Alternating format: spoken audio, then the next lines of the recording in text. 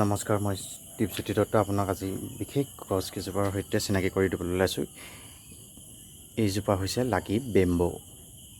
চৰি, this is not lucky bamboo, this is snake plant. এইজোপা snake plant বুলি কোৱা হয় যিহেতু ই অক্সিজেন প্লাণ্ট বুলিও ক'ব পাৰি।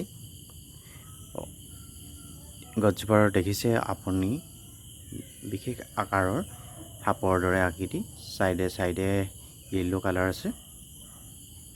আৰু এজোপা আপোনালোকে সাধাৰণতে ইয়াত টাবতো ৰুব পাৰে বা মাটিতো ৰোৱা যায়।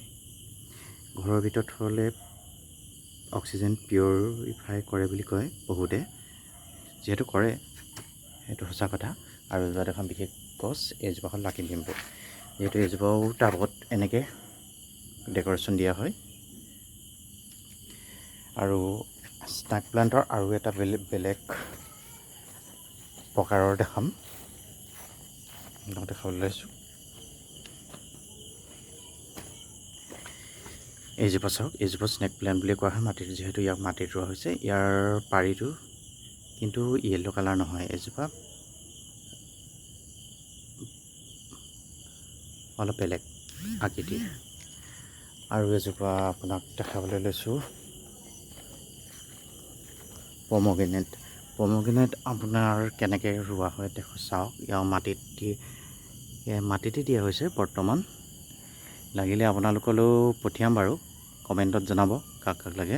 আৰু কাৰী লিফ, বৰ্তমান আপোনাক আৰু এটা দেখাম কাৰী লিফ।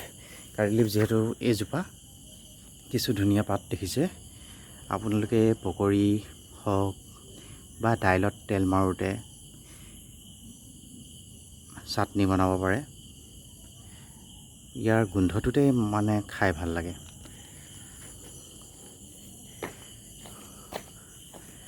আৰু এজোপা গছ দেখাবলৈ লৈছোঁ আপোনালোকক, ৰ'জ বুলি কয়, ৰ'জ। বৰ্তমান এইজোপা ৰ'জ কিমান ধুনীয়াকৈ লাগিছে চাব আপোনালোকে, ফুলি আছে পৰা চাওক, কিমান ধুনীয়া ফুলিছে দেখিছেনে?